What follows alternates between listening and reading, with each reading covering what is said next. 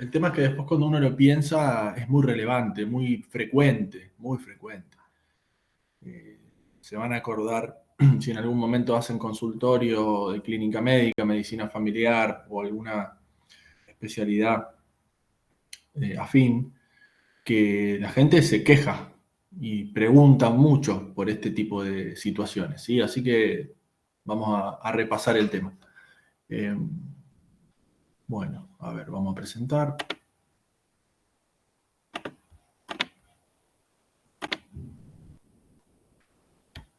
Ahí está.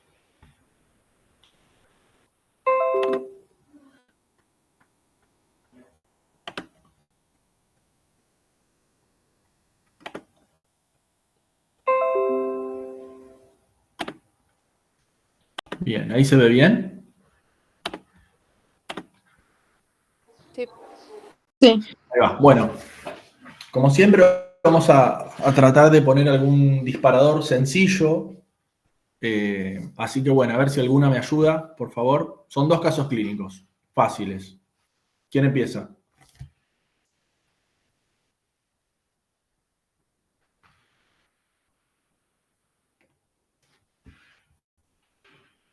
Dele, alguna.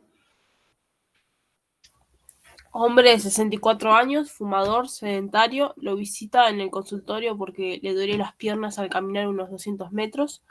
Cuando se detiene el dolor calma y cuando reinicia la marcha vuelve a aparecer en pocos metros. ¿Qué preguntaría? ¿Qué diagnóstico sospecha? ¿Y cómo proseguirá su estudio? Muy bien, bueno, ¿cómo es tu Parece de nombre? claudicación intermitente, como muy de ¿Cómo te insuficiencia llamas? cardíaca. Así me acuerdo, ¿cómo te llamas? Noelia, hola. Noelia, ¿cómo estás? Bueno, dale, a ver, vamos a por partes. Vos ves que está pasando esto. ¿Cuáles son las primeras preguntas que le harías a este hombre? Si le duele el pecho aparte de las piernas, igual va a consulta por las piernas, debería decir el pecho igual. Bueno, Si en la noche se levanta muchas veces al baño, si le cuesta dormir acostado en forma horizontal y duerme con almohadas, sí. si tiene disnea, si tiene mucha fatiga.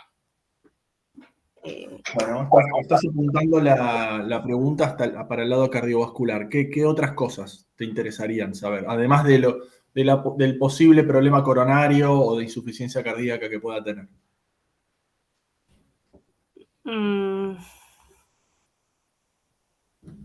Estoy pensando bueno, su alimentación, sus hábitos, aparte de que es fumador, si consume alcohol, Bien, antecedentes patológicos, familiares, no sé, algo a nivel endocrino, le podría preguntar. perfecto. Bueno, listo. Nos quedamos ahí, así después sumamos más cosas. Y del diagnóstico, ya dijiste algo. ¿Cuál es tu diagnóstico que sospechás? Claudicación intermitente por las piernas, ese dolor muy Bien. característico de insuficiencia cardíaca. Ojo con eso. Ojo, eso que dijiste, Del tratá de no. característico. Y no es característico de la insuficiencia cardíaca, pero déjalo ahí porque después vamos a charlar bien ese tema. Así que es una buena pregunta, es un error que dijiste, que no lo tenés que cometer en un examen, y después lo vamos a responder, ¿sí? ¿Y cómo procederías el estudio de esta persona? Bueno, principalmente, aparte de la anamnesis, la clínica, un Sí. electro, un Ajá. laboratorio, bueno, nuevamente es para el lado cardíaco, pasa que estoy re empapada, estamos todos empapados con ese tema. Ah, por eso están ahí metiendo todo lo Sí, cardiológico. estamos recontra empapados todos. Bueno, Las enzimas cardíacas, si hay algún daño, algún tejido por la LDH, si ahí está aumentada. Que ajá. va a estar aumentada también por una anemia hemolítica, ¿no? La LDH, pero bueno. Las Bueno, a ver. enzimas hepáticas. Bien, bien, bien. Bueno, me dijiste muchas cosas. Traten los otros participantes de la clase de haber escuchado esto porque va a ser rico. Cuando terminen la clase se van a dar cuenta que hay un montón de cosas que están muy sesgados ahora por el tema cardiológico y ojo porque esto es una entidad propiamente dicha que lleva su estudio y su tratamiento que no tiene nada que ver con el de la insuficiencia cardíaca, ¿sí? Uh-huh. Bien. Muy bien, muy bien. O ¿Quién una dijo eso? fibrografía también, ¿no? ¿Quién dijo lo del Arteriovelocidad. ecodoppler?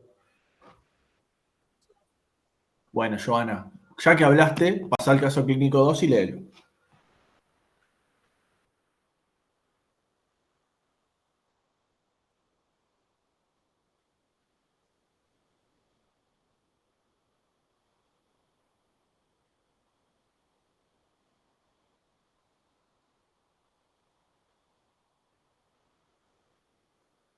Bueno, ahora tenés un cuadro un poquito más agudo.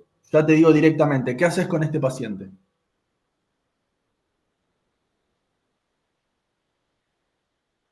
Bueno, bien.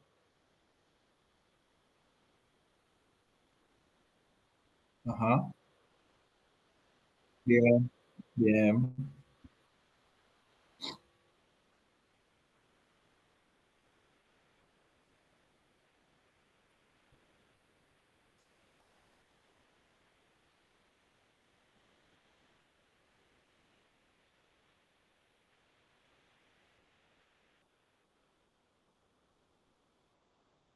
Sí,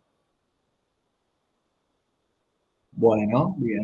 Podría ser un pie diabético o alguna alteración vascular del miembro inferior. ¿Y qué harías? ¿Qué harías con este paciente? ¿Lo dejas internado, lo mandás a la casa? Bien, lo dejas internado. ¿Qué más?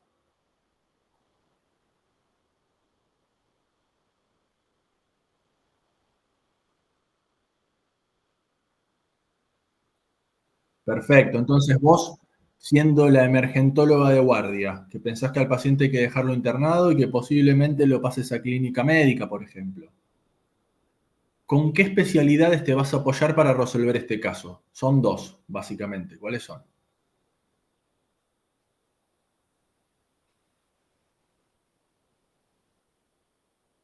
Tirá la que se te ocurra. ¿Quién pensás que lo puede resolver?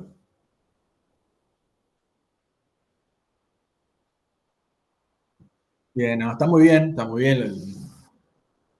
A estos pacientes habitualmente vamos a necesitar ver la viabilidad de ese miembro, ¿no? Entonces, ¿quién lo va a ver? Un traumatólogo y un cirujano vascular. ¿Sí? El vascular va a evaluar lo que son, cómo es la circulación, y los traumatólogos son los que amputan, en caso de ser necesario. ¿Sí? Pero bueno, vamos a ver que no es que llega, le hacemos la anamnesis y un laboratorio y ya se amputa. A veces es necesario, pero otras veces vamos a necesitar otros estudios complementarios. ¿Sí? Pero bueno, dale.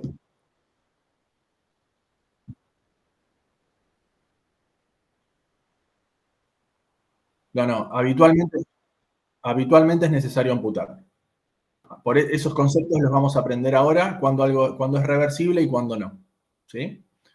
Pero me gustaría, es tan interesante esta clase, ¿por qué? Porque fíjense cómo nos vamos yendo de todo lo que es cardiovascular central a lo que es cardiovascular periférico. ¿Sí? Si bien el corazón puede estar dañado en estos pacientes, nuestro problema ahora es un miembro. Ese es el órgano que está siendo afectado.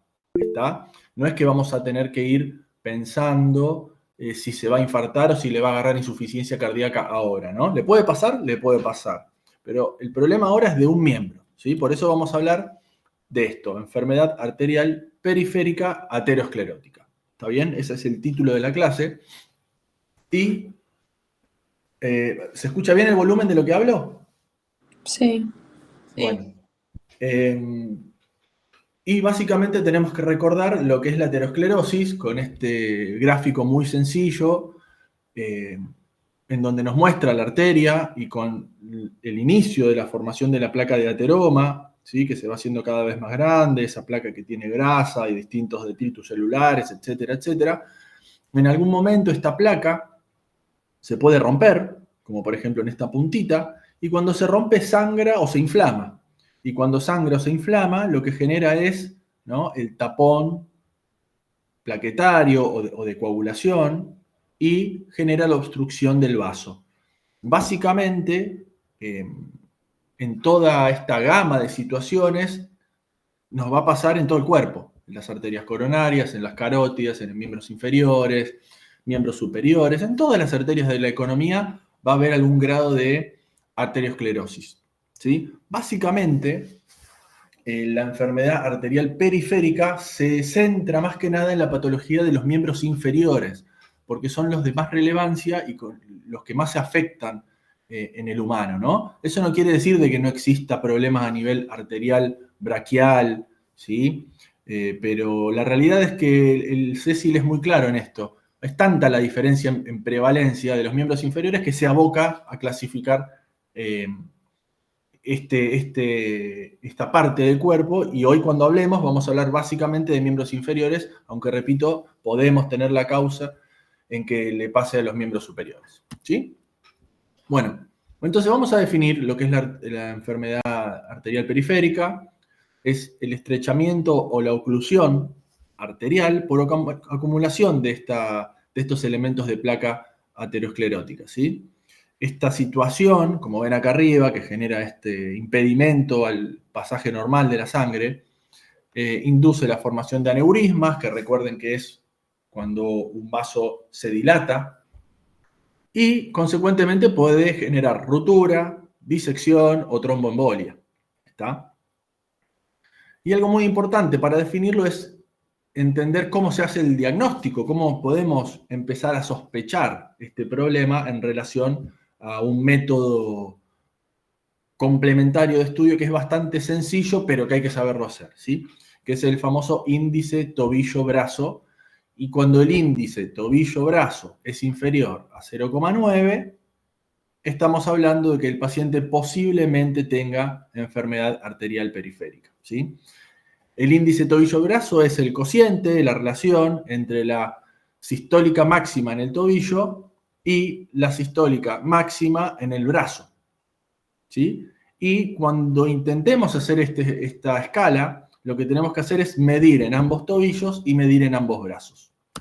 Con este gráfico lo van a entender un poquito mejor. Si yo soy el médico de este paciente, ¿qué hago? Le tomo la presión en el brazo derecho, le tomo la presión en el brazo izquierdo. La sistólica más elevada de alguno de los dos brazos, supongamos que el brazo derecho tiene 160-80 y el brazo izquierdo 200-100. Bueno, voy a tomar el más alto. Entonces, 200 es la sistólica. Y si yo le tomo la presión en el tobillo, supongamos que de un lado tiene 170 y del otro tiene 120, obviamente voy a agarrar el valor 170. ¿Está bien? Acá está un ejemplo. Presión superior en el tobillo, 92. Presión superior en el brazo, 164. Hago esa relación y me da 0,56. ¿Sí? ¿Es menor a 0,9? Bueno, tiene un problema. Vamos a la tablita.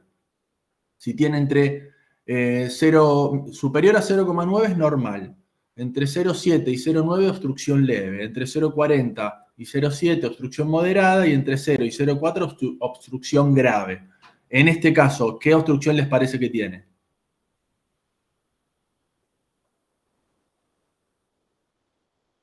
Moderada, muy bien. 0,56, obstrucción moderada. Entonces, este es el primer gesto médico que ustedes en el consultorio pueden hacer, ¿sí?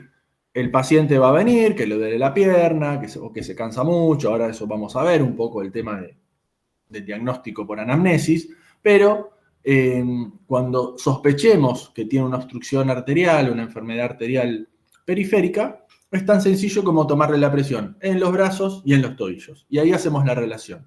Si el índice es menor a 0,9, es patológico y tiene enfermedad arterial periférica.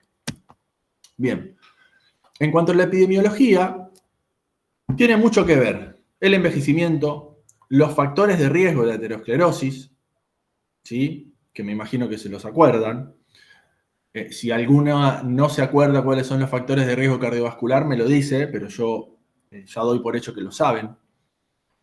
Fíjense algo, el 95% de estas personas al menos tienen un factor de riesgo, pero la mayoría tienen más de uno, ¿sí?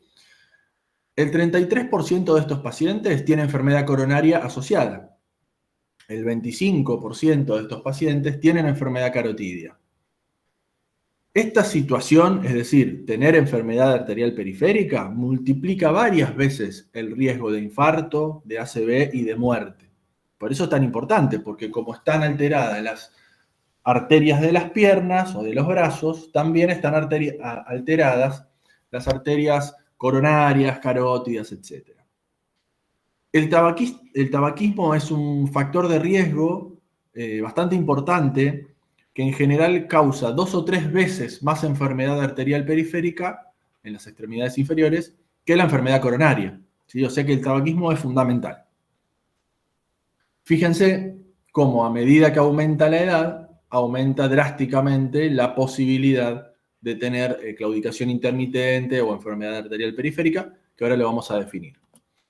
Tener en cuenta la hipertensión arterial es un factor de riesgo fundamental, las dislipemias también, se dice que por cada 10 miligramos por decilitro de colesterol aumentado, aumenta entre 5 y 10% el riesgo.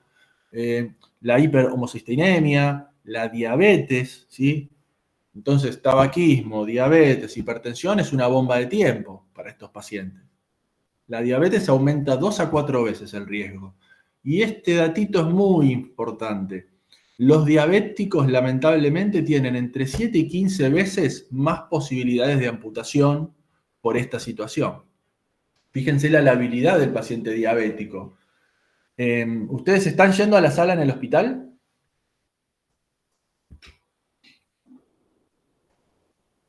Sí, cuando hacemos las prácticas. Bueno, Vamos cuando hacen las prácticas, ¿ya vieron varios pies diabéticos internados? Yo vi en otro hospital, lo que tengo duda con los pies diabéticos, puede generar una sepsis, porque Sí. tardan un montón los pacientes en ir Bueno, a porque consultar. a veces Me parece empiezan. raro eso. A veces empieza con el trastorno vascular, que la sangre no llega, el miembro se pone cianótico, después se pone necrótico, después se infecta. Obviamente, mientras más tiempo lo dejemos, más se va a complicar con infecciones. Sí, sí, eso pasa mucho.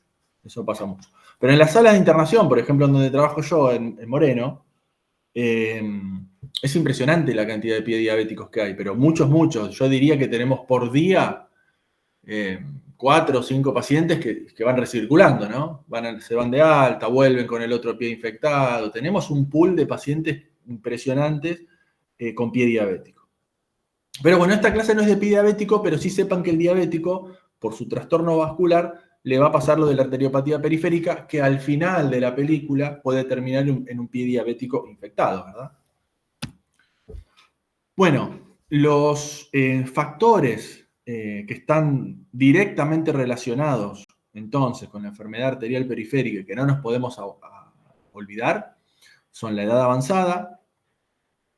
Bueno, los afroamericanos tienen un poquito más de prevalencia, los fumadores, los diabéticos, la insuficiencia renal crónica. ¿Sí? Estos son fundamentales y yo le sumaría la hipertensión arterial. Bien, ¿hasta ahí vamos? Sí. Perfecto. Bueno, acá ya empezamos a clasificar y esto es lo que no quiero que se pierdan, ¿sí? Acá tienen que entenderlo bien esto. Vamos a dividir esta situación de este tipo de pacientes en isquemias agudas e isquemias crónicas. Y las isquemias crónicas se van a dividir en estables y críticas, ¿sí? Entonces vamos a empezar con la isquemia aguda. La isquemia aguda naturalmente es un paciente que, por eso ahí le puse el dibujito del hospital, son pacientes hospitalarios, ¿sí? Son pacientes que voy a ver en la guardia o los voy a tener internado en la sala, porque son, como lo dice la palabra, son agudos y el compromiso es importante y son pacientes que tienen mucho dolor, dolor agudo de máxima intensidad, que necesitan consultar en una guardia, ¿sí? Lo que pasa es, obviamente el flujo está interrumpido bruscamente, o tiene una disminución importante del flujo, tiene hipoperfusión y compromete los tejidos distales. ¿Está? Pensemos una pierna que se empieza a tapar por algún motivo, o por trombosis, o por embolia. Trombosis y embolia, lo mismo, son conceptos que yo ya doy por conocidos. Si alguna no lo sabe, avíseme, ¿sí? Pero puede pasar que tenga una trombosis o una embolia y puede generar la situación aguda. ¿Está? Habitualmente los émbolos, que son cuando viaja el trombo, pueden ser de origen cardíacos, los trombos murales, secundario a un infarto reciente, o en la orejuela auricular, en la fibrilación auricular. Cuando ¿ya tuvieron FA? ¿Tuvieron fibrilación auricular? Bueno, Cuando el corazón está fibrilado, tiene una contracción alterada de la aurícula, por lo cual, al estar alterado, tiende a generar trombos en la orejuela auricular, y esos trombos viajan. Puede viajar a cerebro y generar una ACV, o puede viajar a miembros inferiores y generar una isquemia aguda, ¿sí? Y aneurismas también desde el aneurisma aórtico abdominal, que lo vimos el otro día, que son muy frecuentes, pueden ser el origen de estos émbolos. Y después el otro mecanismo de acción es la trombosis arterial in situ, es decir, la misma arteria está con una placa, esa placa se puede romper y se tapa, y es lo que genera el cuadro agudo. ¿Cuáles son las manifestaciones clínicas? Bueno, básicamente tenemos que ver los pies y las piernas, ¿no? El paciente va a tener la extremidad fría porque le llega poca sangre y va a tener mucho dolor. Son pacientes que tienen mucho dolor y de manera brusca habitualmente. Habitualmente el dolor es debajo de la obstrucción, claramente. Voy a tener que intentar tomar los pulsos. Posiblemente haya ausencia de pulso, pero eso no es siempre así, porque a veces hay microémbolos, émbolos chiquitos, hay obstrucciones chicas, que no genera la terminación directa, la ausencia completa del pulso. Capaz que tenemos pulso, pero puede haber una obstrucción también. Y el otro tema importante con el tema de los pulsos es que es una maniobra de baja sensibilidad y especificidad. ¿Qué quiere decir? Que no es que yo voy y pongo el dedito y ya me doy cuenta todo poniendo el dedo. Depende cada médico, cuánto entrenamiento tienen para pulsos, etcétera, etcétera. Hay un millón de variables. Entonces, la ausencia de pulso no me garantiza o no me confirma que haya una obstrucción, pero ayuda. Después el llenado venoso y capilar indica la gravedad, es decir, en cuánto tarda en llenar los deditos. Inicialmente este paciente puede tener palidez del miembro, pero luego va a transformarse en cianosis. Y acá vienen las partes más bravas. Cuando hay alteraciones sensitivas, entumecimiento, parestesias, o cuando hay alteraciones motoras, es decir, trastorno de la movilidad, eso ya habla de que hay una anoxia tisular y un muy mal pronóstico, ¿sí? O sea que es re importante que preguntemos o miremos en cuanto a lo sensitivo y lo motor. Y después tener en cuenta que los síntomas habitualmente van de distal a proximal. ¿Está bien? Es decir, empiezan en los dedos y van para arriba a medida que progresa la enfermedad, ¿no? Y con la isquemia irreversible, es decir, cuando ya sabemos que el trombo no va a mejorar, la parálisis va a progresar a rigidez. El paciente no va a poder mover nada de ese dedo, vamos a suponer, y con el tiempo se va a momificar, que ya lo van a ver en la sala seguramente. Entonces, de la isquemia aguda, las categorías clínicas son las siguientes. El miembro puede ser viable, puede tener una amenaza mínima, puede tener una amenaza inmediata y puede ser irreversible, del 1, 2A, 2B y 3. Eso va en relación a cuánta pérdida sensitiva tiene, si tiene debilidad muscular, cómo es el Doppler arterial y el Doppler venoso. En relación a esas características voy a clasificar mi patología. ¿Por qué es importante? Y porque pacientes con una amenaza, si yo lo puedo clasificar como una amenaza mínima, por ejemplo, son pasibles de un tratamiento posiblemente por catéter, ¿no? En cambio, un paciente irreversible, por ejemplo, que no tiene Doppler, que tiene una profunda rigidez, que tiene anestesia y que tiene pérdida de tejido, ese paciente no es candidato a ningún tipo de cirugía, más que la amputación. ¿Me siguen hasta ahí? Sí. Bueno. Seguimos con el diagnóstico de la A aguda, que siempre, como dijimos al principio, la anamnesis es parte fundamental. Hay que preguntar cómo empezó el dolor, qué estaba haciendo, qué tipo de dolor es, qué características tiene, si se irradia hacia algún lugar, qué factores de riesgo cardiovasculares puede tener esta persona, ¿sí? Después la exploración física, más que nada mirando, tocando. Esto sí también no se lo van a olvidar nunca cuando vean un paciente con una isquemia aguda, le van a tocar el dedo o el pie del lado afectado y va a estar frío, como cuando se levantan a la mañana o cuando se acuestan a la noche, perdón, que hace frío, que se meten a la cama, que están fríos los dedos. Bueno, van a tener de un lado frío y del otro lado calentito. Quiere decir que no está circulando la sangre, ¿sí? Y el médico se tiene que preguntar, bueno, ¿este miembro es viable? ¿Se ve su viabilidad amenazada inmediatamente? O sea, ¿tengo que resolverlo ahora? Es lo otro que me tengo que preguntar. Y lo otro, ¿existen ya alteraciones irreversibles de esta extremidad? Eso son lo que más o menos nos tenemos que preguntar en las primeras evaluaciones, ¿sí?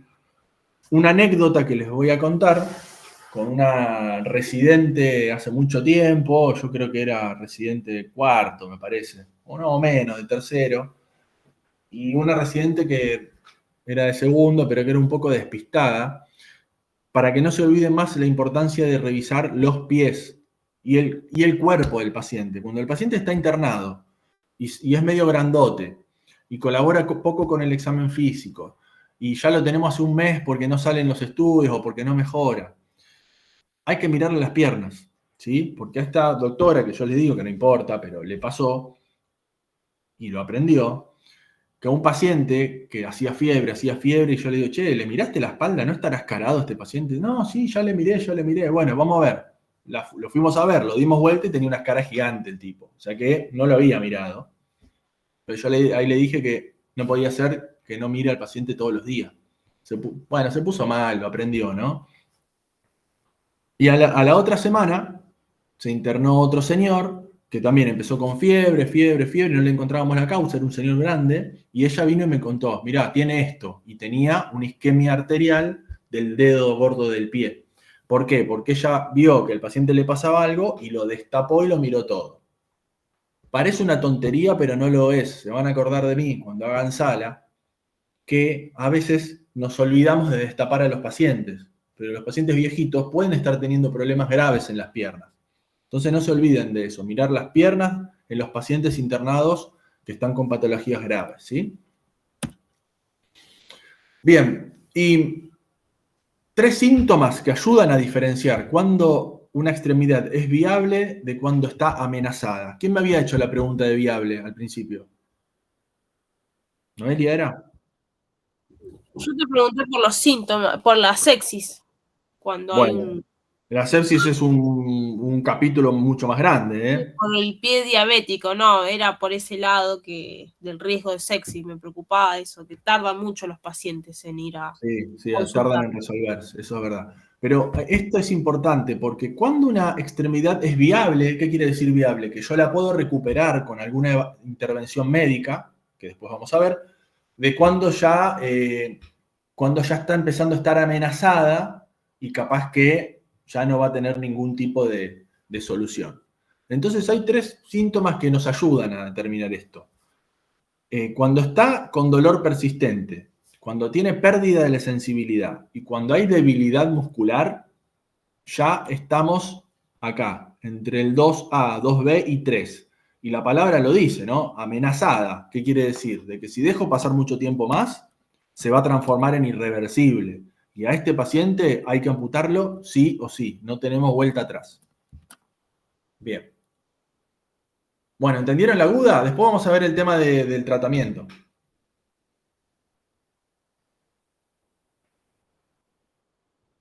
Bueno. Vamos con la crónica. Entonces ahora vamos a hablar de la isquemia crónica de las extremidades, ¿no? Obviamente también es un flujo sanguíneo inadecuado para mantener la viabilidad del lecho vascular distal, pero no es una disminución abrupta del flujo, como habíamos dicho antes, ¿no? Sino que este flujo está disminuido y de a poco va generando que ese lecho vascular distal sea inviable, ¿no? Y va a tardar más tiempo en generarse esto, por lo cual el paciente va a ser más crónico.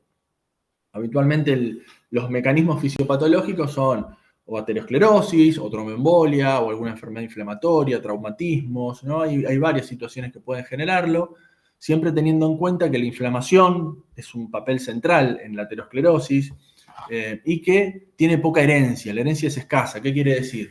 Y de que no es que se transmite esto, ¿no? Básicamente está más en relación al estilo de vida y a los factores de riesgo. Entonces, para hablar del estable, el estable, ¿no? Habíamos dicho crónico, crónico estable, crónico crítico. El estable es el famoso claudicador intermitente, ¿no? Y este concepto sí se lo tienen que llevar hoy. Pero cuando hablamos de estable, pensemos esto, que el 50% de los pacientes son asintomáticos. O sea, de cada 10 pacientes, 5 no tienen síntomas. 4 tienen síntomas atípicos, piernas cansadas o fatiga, y 10% solamente de estos pacientes tienen los síntomas clásicos de claudicación intermitente. ¿Está bien? Para lo cual el paciente puede tener patología vascular periférica, pero sin síntomas. Y del 40% que está ahí es el típico paciente, no saben cómo la gente se queja en el consultorio. Es algo de todos los días. Doctor, me duelen mucho las piernas, ya no sé qué hacer. Y es jodido porque hay muchos diagnósticos diferenciales, no solo es vascular. ¿Está? Entonces se van a acordar de mí cuando empiecen a atender pacientes de que todo el mundo les va a decir que les duele las piernas. ¿Sí? Bueno, ¿y cuál es el concepto de claudicación intermitente? Es el famoso mirador de vidriera, ¿no? ¿Alguna vez lo habían escuchado eso? ¿Cómo es?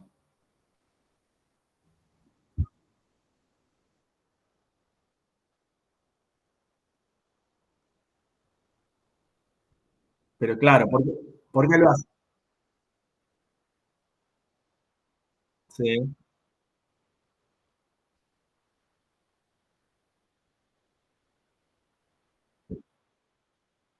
claro. Es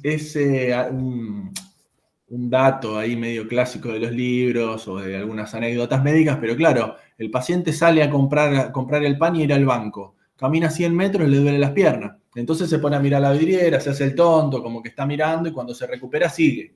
Y así hace, ¿no? Porque esa es la definición de la claudicación. Es una molestia de esfuerzo que remite en reposo.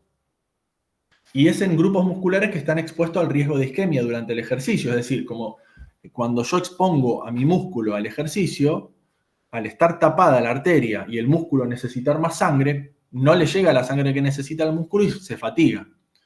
El paciente para, recupera un poco ese flujo de reposo y le mejora el síntoma. Y después, cuando vuelve a caminar, le vuelve a agarrar.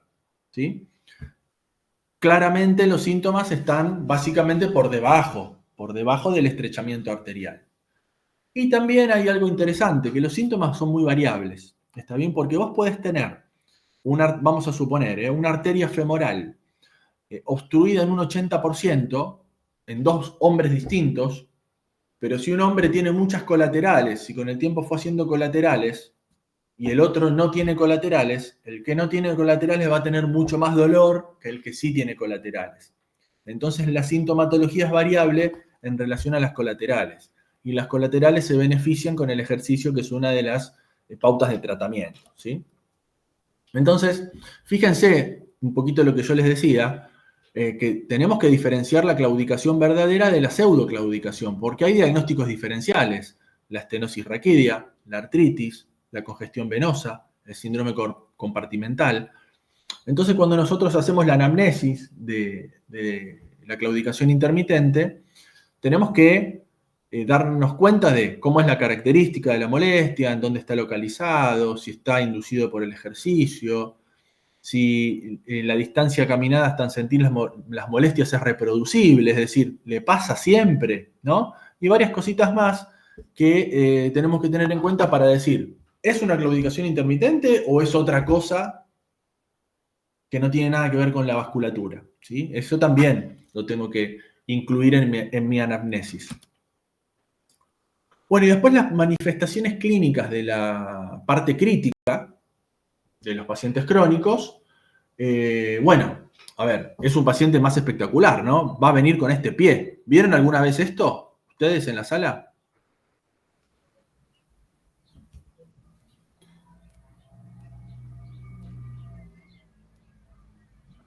Nunca. No, no recuerdo. No. ¿No recuerdan? Bueno, empiecen a buscar porque lo van a ver. Y esos pacientes con ese dedo así momificado y demás, habitualmente se infectan con el tiempo. Van a tener el dedo así, van a tener olor, dolor. Incluso hay pacientes que se les puede autoamputar el dedo, se les salen solo los dedos, ¿sí? Es un tema. Bueno, y la parte crítica es más o menos el 10% del total de estos pacientes. Tienen un dolor en reposo, las úlceras no cicatrizan o directamente tienen gangrena. No es una lastimadura que si está limpita cierra sola. La sangre no llega, entonces los factores de la coagulación, los factores cicatriciales, etcétera, etcétera, no llegan a la lesión. Entonces no cicatriza nada, queda siempre todo abierto, todo expuesto. Incluso el más mínimo traumatismo, como por ejemplo un calzado mal ajustado, un corte de uña descuidado, puede generar una herida, posterior infección y posterior amputación. Nosotros ahora tenemos un paciente internado porque usaba una zapatilla que le raspaba mucho la cara anterior de los dedos y lo tenemos internado con un pie diabético infectado. No se daba cuenta, tenía que trabajar en la calle porque trabaja pobre de acá para allá y le pasó eso. ¿Sí? Y la diabetes y la insuficiencia cardíaca, al reducir el flujo del lecho microvascular, agravan estas lesiones. Por eso el diabético o el insuficiente cardíaco grave tienen más chances de que les pase esta situación. Esta es la clasificación de la isquemia crónica, en donde quiero que más que nada miren cuando dice claudicación leve o claudicación moderada, más o menos el valor que se pone de corte es 200 metros. ¿Sí? Si el paciente tiene dolor antes de los 200 metros de caminar, ya la claudicación es moderada o grave. Cuando el paciente puede caminar más de 200 metros, se dice que es leve. Entonces ahí lo clasifico.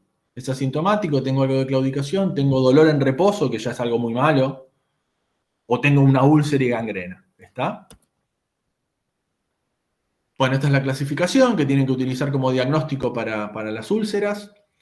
Distinguir de la pseudoclaudicación, que ya lo hablamos. Y la exploración física, obviamente, con los pulsos y tocar y mirar, como lo habíamos dicho.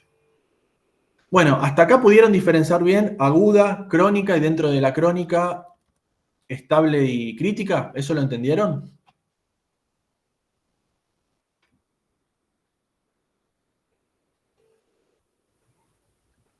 Sí, tratando. Esto les tiene que quedar, esta filmina. Después, con el tiempo, lo van a ir masticando. Pero que les quede esto: isquemia aguda, algo más grave que tengo que resolver ahora; isquemia crónica, algo más de consultorio, que también lo tengo que resolver, pero me da un poco más de tiempo. Y la crítica está ahí en el medio, ¿no? Porque les llega un paciente así y se van a desmayar. Bueno. Seguimos en el diagnóstico, y esto para todo paciente con enfermedad arterial periférica. Obviamente, tengamos un laboratorio básico, un hemograma, un lipidograma, una función renal, electrolitos, ¿sí? Si puedo ya tener el índice tobillo-brazo, con estas cosas básicas ya me voy a saber parar en dónde estoy. Y ahora vamos a ir a las pruebas de imágenes, que ya ustedes algo me fueron diciendo, pero le vamos a agregar dos más. La ecografía y Doppler es muy importante. ¿Por qué? Porque para estenosis del 50% o más en la extremidad inferior, tiene una alta sensibilidad y especificidad. O sea, el Doppler y la ecografía van a encontrar la obstrucción si están bien hechas. ¿Sí? Lo localiza muy bien.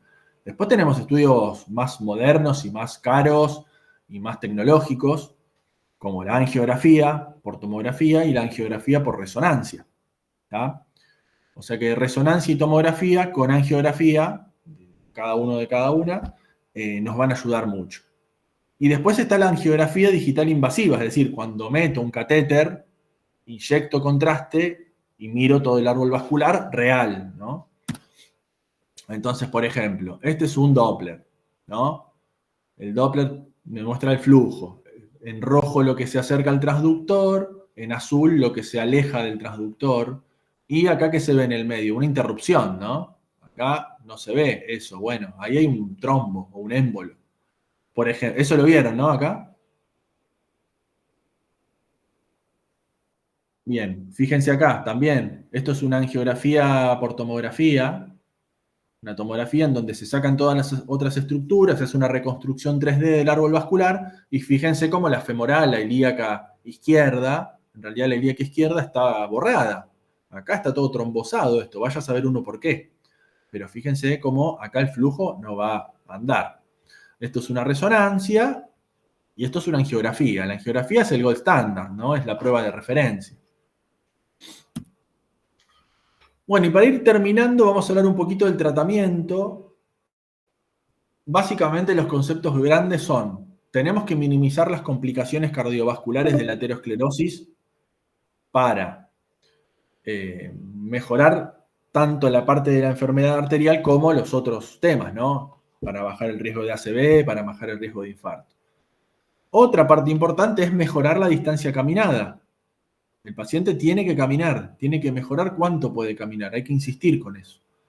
Preservar la extremidad, obviamente, ¿no? Mi última opción es amputar, pero bueno, a veces hay que hacerlo.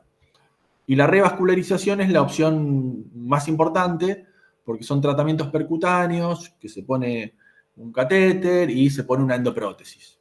Eso está buenísimo, pero no siempre llegamos a eso. Entonces, en el tratamiento de la aguda, cuando el paciente estaba como más crítico, más grave, y necesitamos hacer algo, si yo me doy cuenta que la isquemia es irreversible, es decir, que está parada acá, que tiene pérdida de tejido, que no tiene Doppler, que tiene parálisis y que tiene anestesia, no lo pienso mucho. El cirujano vascular va a tener que escribir en la carpeta en la historia clínica que hay que amputar. A ese paciente hay que amputarlo. En los otros casos, habría que hacer una angiografía de urgencia, que puede ser por angio-TC, por angioresonancia o por una angiografía invasiva. ¿Sí? Entonces, hasta que consigo la angiografía, yo tengo que anticoagular a mi paciente. ¿Está? El objetivo es evitar que embolice, porque está el problema ahí, al lado nuestro. Entonces, tengo que anticoagularlo con heparina no fraccionada y darle analgesia. Va a ser un paciente que va a estar con mucho dolor. Entonces, en la aguda tengo la posibilidad de tratamiento con amputación o angiografía para después hacer un tratamiento endovascular, que es lo que viene acá, ¿no? Fíjense, meto un balón con el stent, acá está la placa, inflo el balón, el stent se abre y retiro el balón. Y el stent queda abierto y recupero el flujo. Se dice que cuando ¿cómo se llama? Cuando el cuadro es menor a 14 días, el tratamiento habitualmente es el endovascular, con stent.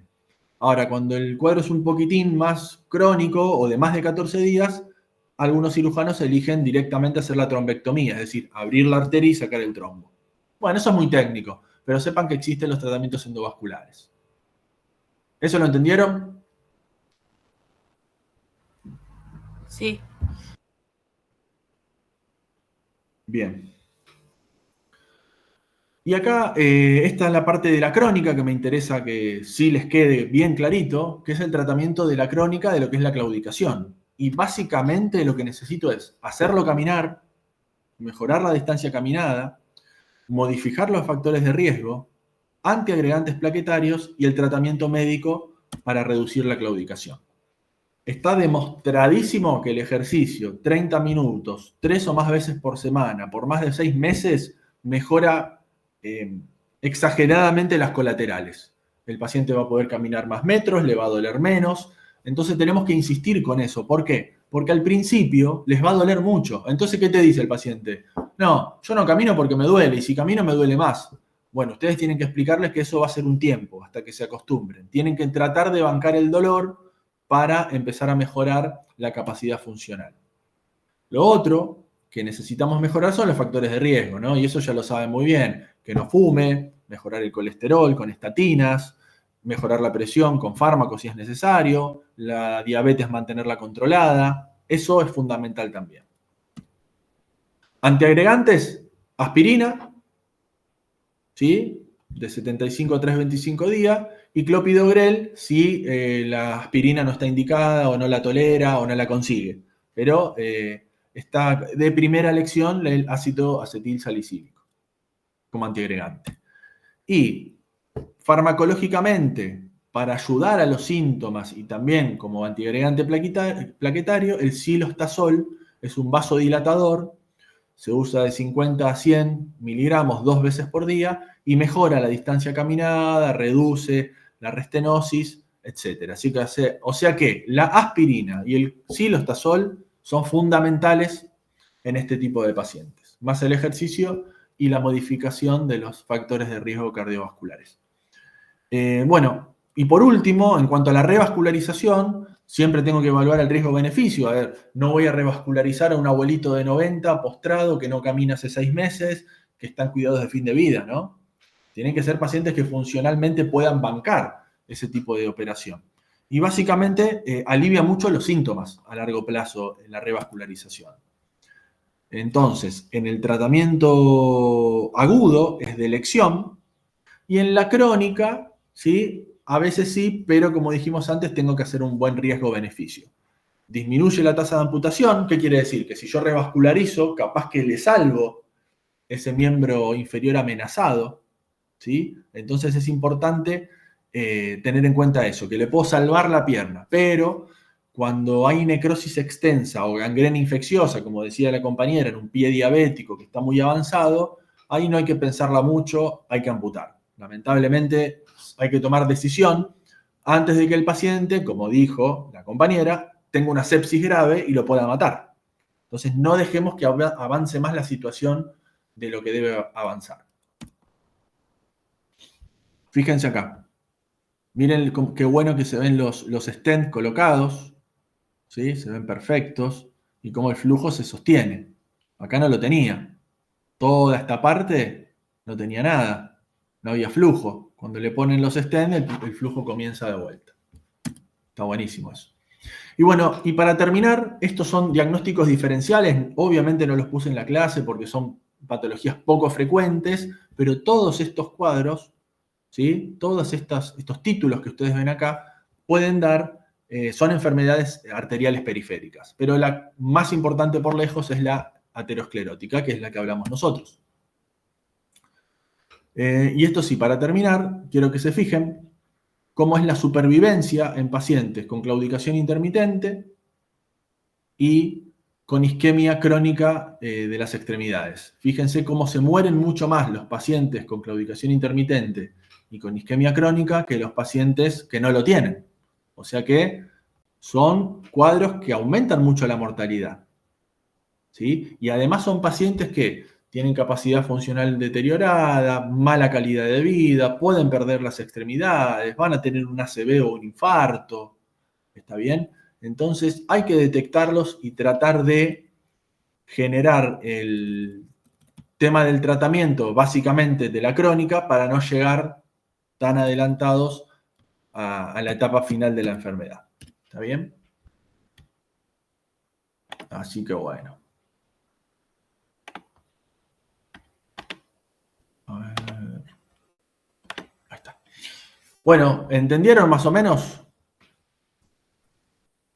¿O entendieron bien? Dale.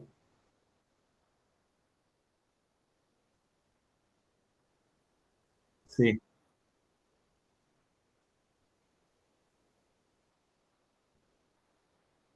Eh, no, no son pacientes que haya que anticoagular si no están, acordate como dijimos, en la etapa aguda, ¿no?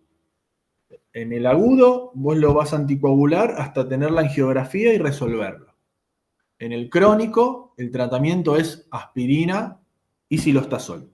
No, no está la anticoagulación dentro del tratamiento crónico de la enfermedad arterial periférica crónica. ¿Sí?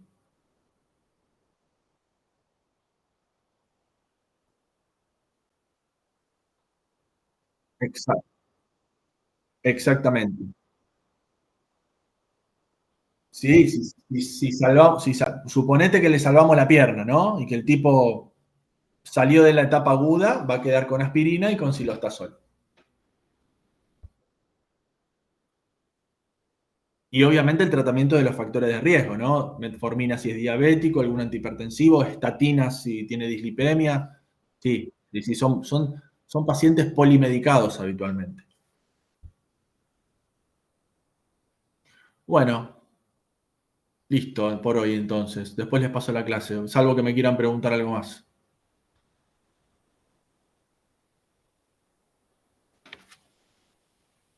Nos vemos. Chau, chau, chicos. Éxitos en el examen.